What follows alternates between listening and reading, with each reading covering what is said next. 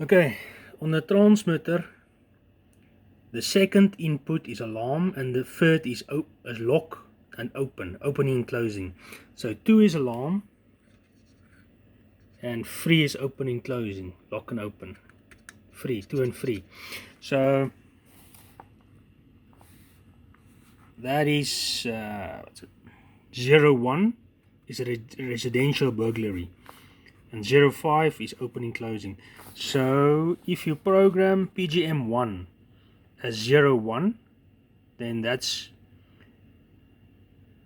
okay, alarm. So that must be connected to the sender to 2, and 3 is lock open. That is 05. If that is the way you do it, you can do it the other way around. Doesn't matter, just as long as it's correct.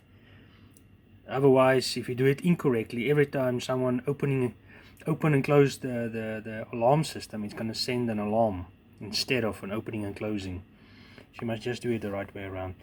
Okay, so that will be 08 1234 009 and then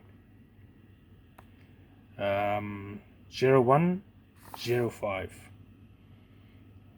Okay.